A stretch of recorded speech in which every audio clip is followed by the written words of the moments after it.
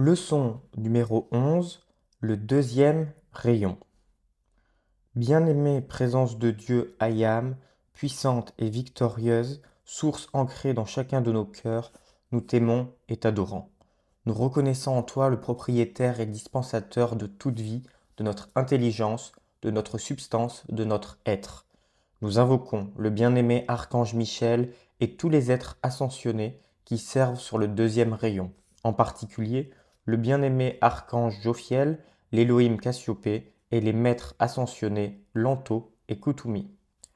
En exprimant notre plus profond amour et notre gratitude envers la grande légion ascensionnée pour avoir extériorisé cet enseignement, nous vous demandons de faire resplendir votre flamme dorée de sagesse, d'illumination divine et de discernement à travers nous et autour de nous et de la soutenir éternellement.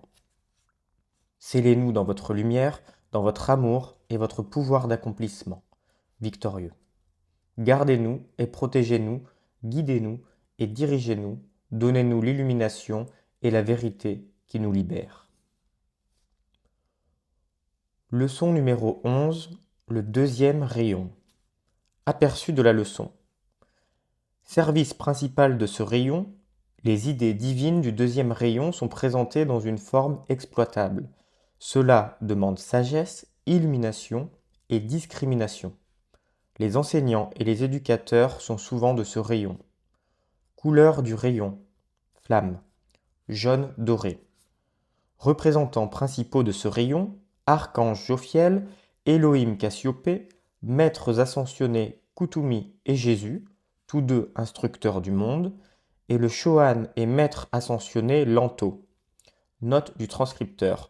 Selon certains textes plus récents, Lanto travaille maintenant dans le département de l'instructeur mondial avec Kutumi et Jésus et a été remplacé par le maître Confucius au poste de Shohan. Le deuxième rayon, rayon doré de sagesse. Le deuxième rayon sert l'humanité en développant la conscience des individus doués pour transmettre la sagesse et la véritable connaissance par le biais de tous les moyens et canaux servant le genre humain. C'est le rayon des instructeurs et des éducateurs. Le bien-aimé maître ascensionné Kutumi a été le Shohan de ce rayon jusqu'en 1958. Il fut alors remplacé dans cette fonction par le bien-aimé seigneur Lanto quand lui-même fut promu à la charge d'instructeur du monde en même temps que le bien-aimé maître Jésus. Les individus associés au deuxième rayon s'efforcent de permettre aux gens de toute nation et race de mieux se comprendre les uns les autres, car la véritable fraternité mondiale ne se manifestera jamais avant que, par l'expansion de la conscience, l'humanité ne développe en chacun un cœur compréhensif. Le rayon de sagesse n'a rien à voir avec l'accrétion intellectuelle de faits ou avec le génie mental tel que le monde le conçoit. La vraie sagesse vient de la compréhension des lois de la vie et de leur application. Pour cela, il faut écouter la voix du silence dans le respect, l'humilité et la quiétude. Plus on est sage, moins la langue est bruyante, plus paisible est le monde émotionnel et moins active la pensée du cerveau. Ce rayon représente aussi la deuxième personne de la Trinité, le Fils, le chemin de sagesse, de l'écoute et de l'attente. C'est l'une des étapes les plus difficiles sur le chemin, car tant que vous n'entendez pas la voix du silence, vous fonctionnez sur la périphérie de la vie, criant avec la foule les hosannas creux qui ne résonnent nulle part ailleurs que dans vos propres oreilles. Le bien-aimé Kutumi, instructeur du monde. Parmi les nombreuses incarnations du bien-aimé maître ascensionné Kutumi, avant son ascension, il y eut celle de Gaspard, l'un des trois sages qui suivirent l'étoile pour se rendre à Bethléem. Auparavant, il avait été le savant grec Pythagore et, plus tard, il fut le bien-aimé saint François d'Assise. Mais bien sûr, il s'incarna à maintes autres reprises.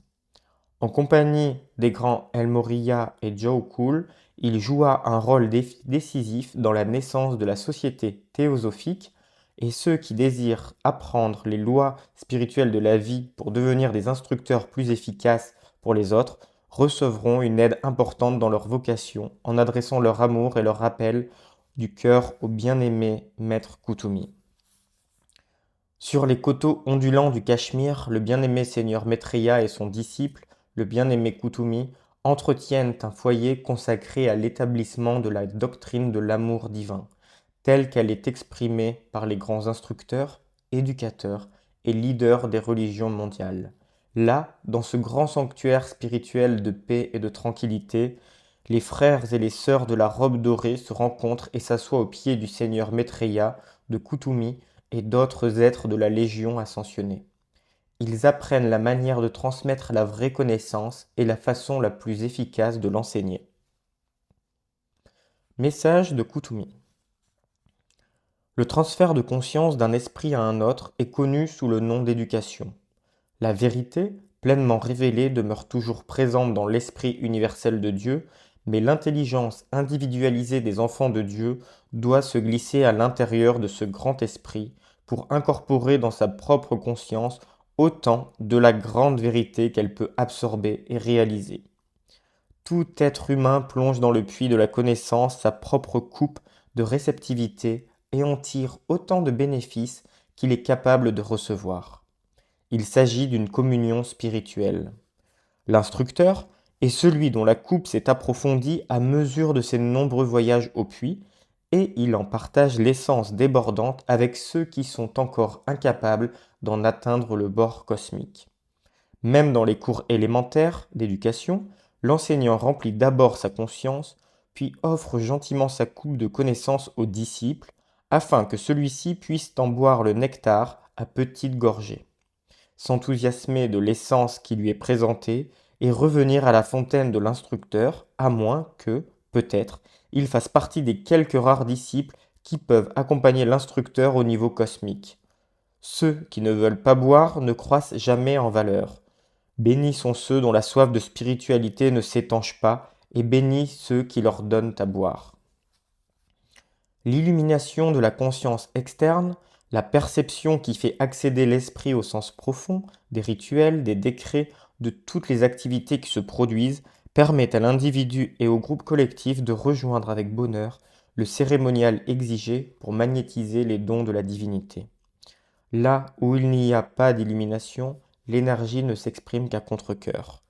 Elle devient obligation, devoir, un service qui est le fruit de la peur et de la superstition. Cela doit cesser. Pour le nouvel âge, sous la direction du maître Saint-Germain, le décret de la loi cosmique veut que l'homme sache pourquoi il doit purifier ses corps physiques, mental, émotionnel et éthérique, et dans quel but il doit demeurer harmonieux. Alors, la coopération de la barre des étudiants sera affectueuse, et c'est au travers de l'activité du bien-aimé El Morya, dans le pont vers la liberté, que nous nous efforçons de transmettre le pourquoi de cette entreprise à la conscience externe de l'humanité.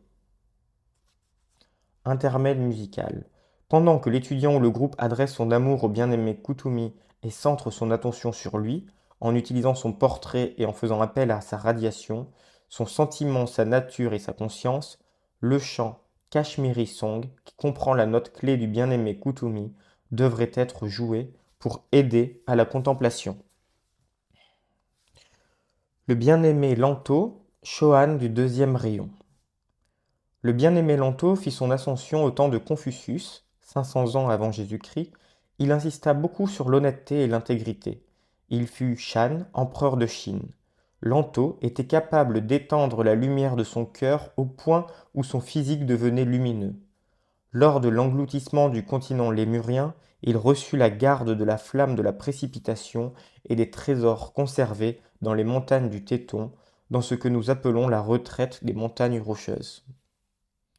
Le bien-aimé Lanto apporte au deuxième rayon non seulement une grande sagesse et une grande illumination, qui sont ses qualités particulières, mais aussi sa longue expérience dans l'usage de la flamme de la précipitation et sa grande révérence pour la vie, une qualité dont l'humanité a tellement besoin en ce moment. Il aidera grandement tout étudiant qui l'appelle pour précipiter dans le monde plus de bien, plus de qualités divines.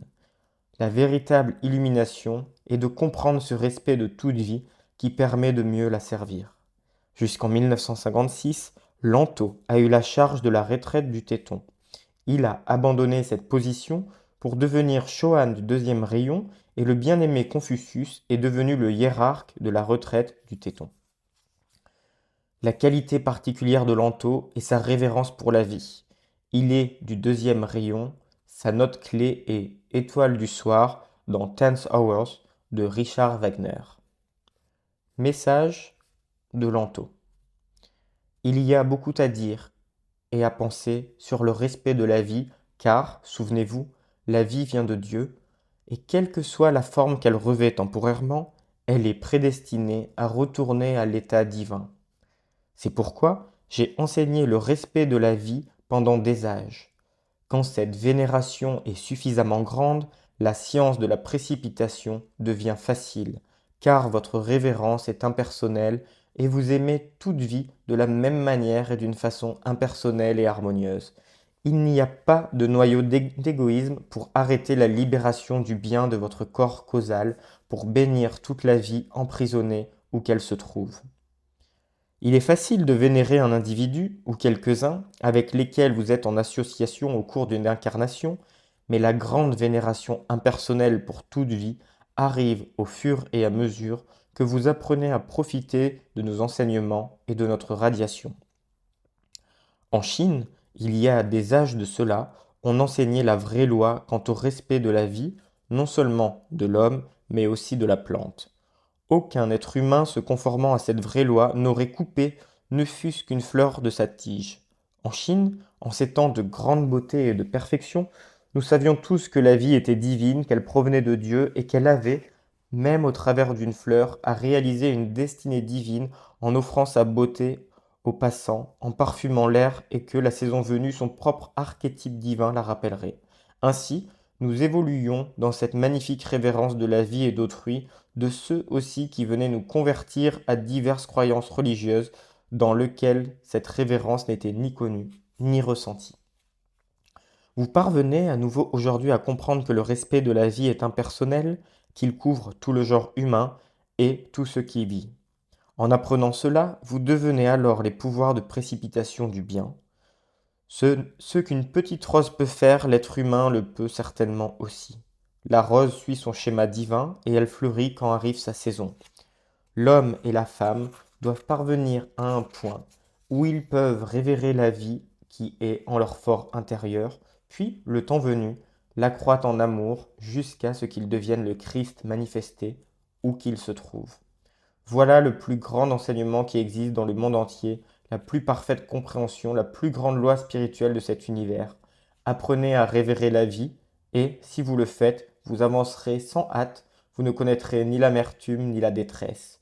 Vous parviendrez à un mode de vie plein de grâce, qui est celui du Maître ascensionné, Saint Germain.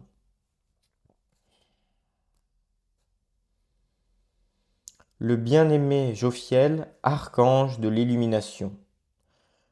Le grand archange Jophiel est l'instructeur divin des anges, de l'humanité et des élémentaux désireux d'approfondir leur compréhension de la vie et de ces bénéfiques lois divines qui gouvernent le grand univers. Cette compréhension leur permet de servir avec une plus grande aptitude et avec plus d'efficacité. Par la radiation de l'illumination, il aiguillonne les sentiments vers l'aspiration aux idées spirituelles.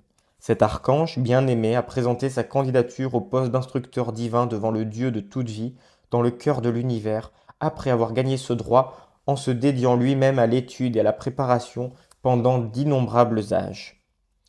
Au niveau intérieur, les temples de lumière de Jophiel sont d'une exquise couleur dorée, symbolisant les activités du deuxième rayon. Dans ces temples, des êtres charmants servent avec Jophiel et enseignent à la légion angélique comment accroître leur amour et leur pouvoir de lumière qui leur permettent d'être plus bénéfiques pour toute vie. Ils apprennent aussi aux êtres humains qui le souhaitent à développer la culture éducative. Ces êtres sont instruits dans les temples de l'illumination pendant la nuit, alors que repose leur corps. Les élémentaux sincères sont également instruits dans les temples d'illumination de Jophiel. Tout le service de Jophiel est d'accroître la compréhension de toute intelligence consciente de soi qui le désire, quel que soit le règne auquel elle appartient. Constance, Le magnifique complément divin du seigneur Jophiel sert avec lui. Son service consiste à ancrer plus fermement le désir de servir dans la conscience de l'étudiant aspirant. Au moyen de sa propre radiation de la qualité divine de constance, elle stimule les activités de la flamme christique à l'intérieur de chaque être humain pour qu'il aille jusqu'au bout de l'accomplissement. Le seigneur Jophiel et Constance, de même que les instructeurs des temples dorés de l'illumination, accroissent à l'intérieur de chaque conscience qui demande leur assistance la capacité d'exprimer des idéaux supérieurs de la déité. Des temples du seigneur Jophiel partent de grands rayons de lumière dorée en direction de tous les temples éducationnels et écoles d'apprentissage de la terre. Des anges d'éducation et d'illumination dirigent des courants d'instruction, d'encouragement et d'inspiration au travers de ces rayons vers les instructeurs des temples et écoles. Les grands érudits qui s'intéressent aux divers aspects de la loi spirituelle et physique sont les bénéficiaires de ces courants. À l'occasion, ils font l'objet de l'assistance d'un instructeur invisible et reçoivent un enseignement par intuition, par inspiration et par onirisme. Message de Jophiel. Du soleil de derrière le soleil, des parents de notre système et des parents de chaque galaxie, j'apporte dans vos âmes, dans vos esprits et dans vos consciences la lumière, la lumière, la lumière, afin que vous puissiez comprendre les divines qualités de la flamme de l'illumination. Beaucoup d'hommes et de femmes disent « Quand j'aurai atteint l'accomplissement, je servirai mon Seigneur ». Mais un homme ou une femme ne se mesure à ce qu'ils font dans le présent éternel. Toutes les grandes choses qui ont été réalisées sur toutes les planètes l'ont été par quelques êtres seulement. Nous ne pouvons pas compter sur la conscience qui mesure le succès par le nombre, car ce n'est jamais la masse des gens, mais quelques rares personnes qui créent l'espoir de réalisation d'une vision ou d'un dessein de mérite. 2 êtres seulement dans le cœur d'un soleil créent un système planétaire. 7 Elohim créent les planètes, et il n'y a que 7 archanges dont les consciences, les corps et les mondes servent à transmettre toute l'énergie des 7 puissants rayons pour nourrir la nature spirituelle des royaumes humains, élémental et angéliques. 7 directeurs, les Chohan, gouvernent, contrôlent, guident, conseillent et développent 10 milliards de courants de vie qui utilisent la planète Terre. Tant qu'un homme, une femme souhaitent le soutien d'une planète, tant que 2 pieds demeurent fermement sur terre, le corps ancré dans le cœur de Dieu, la planète doit survivre parce qu'en vertu de l'autorité de Hayam, un être est la présence du Dieu Tout-Puissant où que réside cette flamme concentrée. Mon entreprise, mon service à la vie, se trouve dans l'enseignement de la conscience pour lui permettre de découvrir à l'intérieur d'elle-même ce qu'est le pouvoir de la lumière. Dans le deuxième grand royaume et sphère, tous les êtres représentant les 3 évolutions reçoivent l'éducation nécessaire pour devenir des maîtres de l'énergie et pour être capables d'inculquer à leur tour cet enseignement à ceux qui le désirent et veulent gravir l'échelle de l'évolution vers son ultime perfection. Dans la deuxième sphère, les idées se cristallisent, en d'autres termes, elles prennent forme. Dans votre propre monde, c'est tout à fait pareil. Vous recevez une idée abstraite, par exemple, vous pourriez dire « j'aimerais faire un voyage ». Alors, votre esprit, qui représente la deuxième sphère, dira « bien, saisissons l'abstrait et façonnons-le. Planifions un voyage aux Bermudes, en Angleterre ou vers quelque autre endroit ». Vous pourriez aussi recevoir l'idée d'une nouvelle maison, et votre esprit se saisirait de l'idée et dirait « je voudrais une maison avec 8 chambres et 5000 mètres carrés de terrain ». C'est dans cette deuxième sphère que les idées abstraites se cristallisent dans une forme exploitable. Étymologiquement, le mot désir vient de sir, qui veut dire du père. Il prend forme dans la deuxième sphère. Quand vous considérez votre plan pour un don, pour une maison ou pour quoi que ce soit d'autre, vous l'attirez dans la deuxième sphère. S'il vous agrée, vos sentiments s'en emparent et vous apportez votre énergie à la forme. La pression de vos sentiments lui donne vie et l'amène à la manifestation.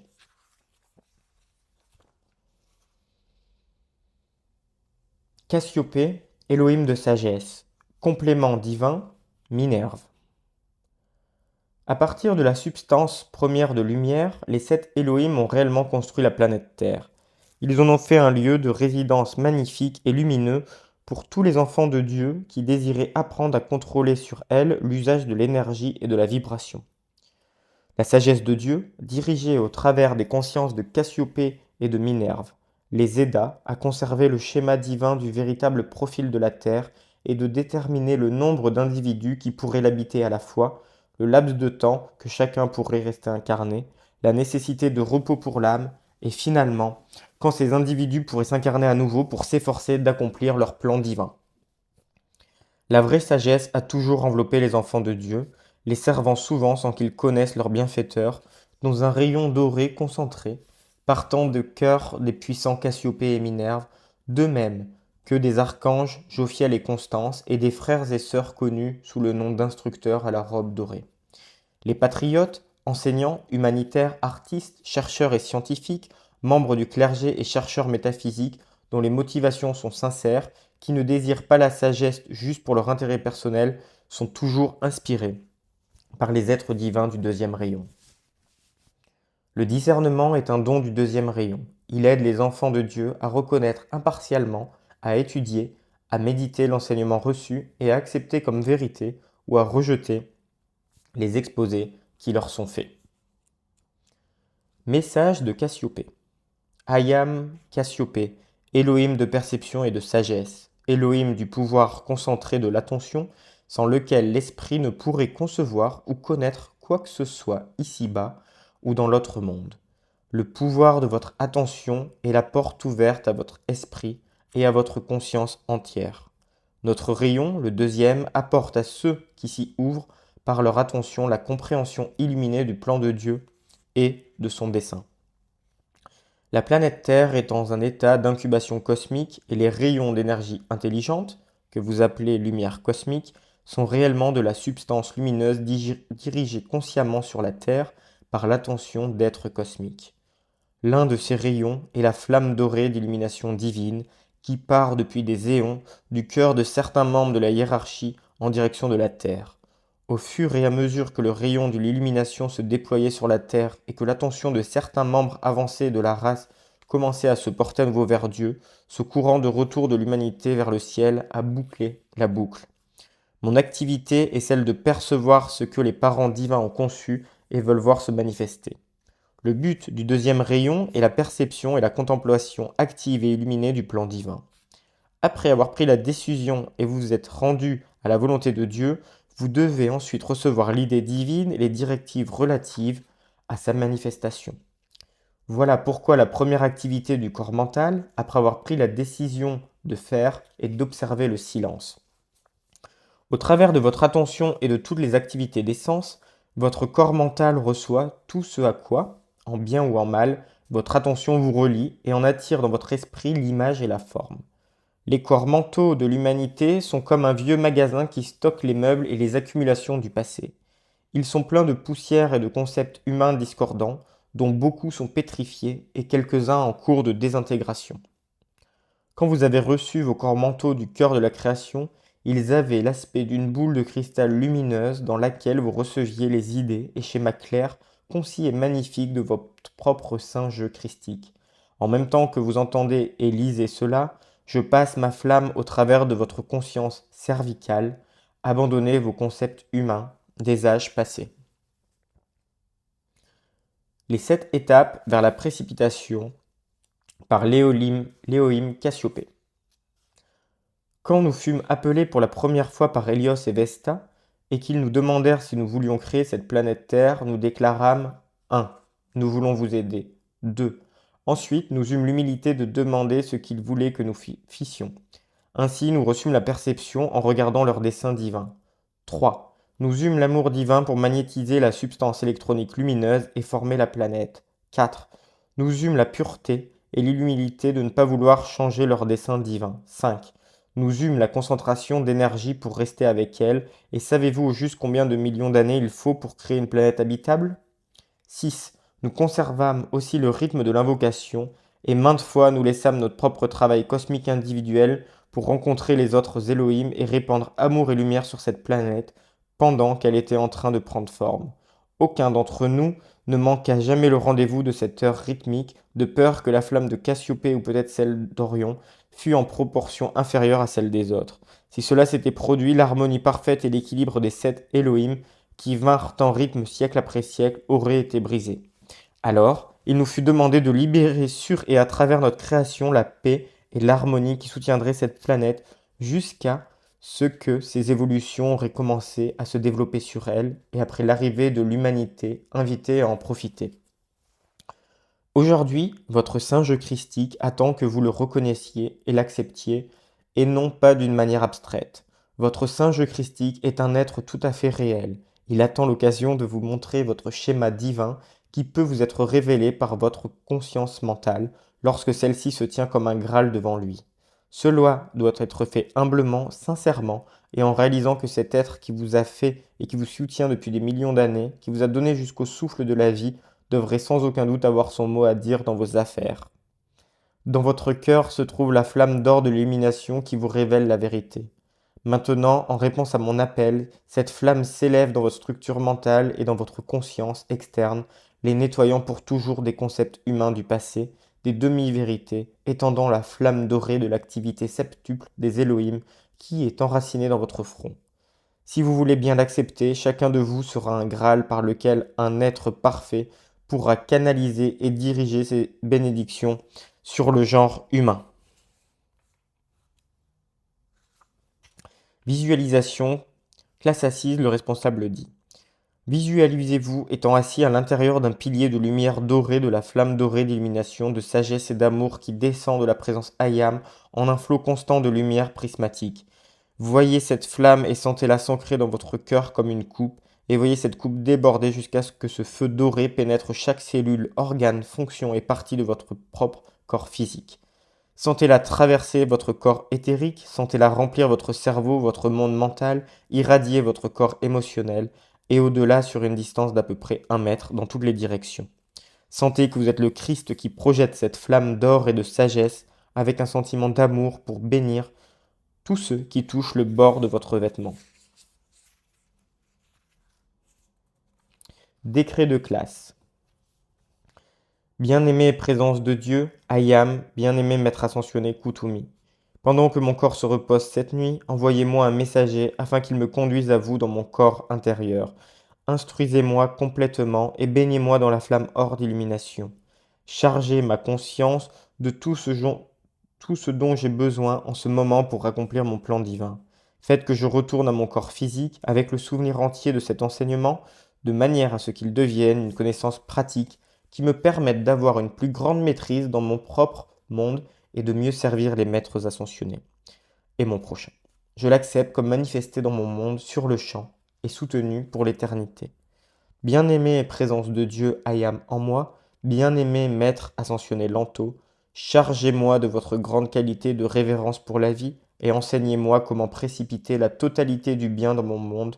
Ayam, je suis la précipitation et la présence visible de l'infinie perfection dans mon monde et dans mes affaires maintenant, soutenue pour toujours.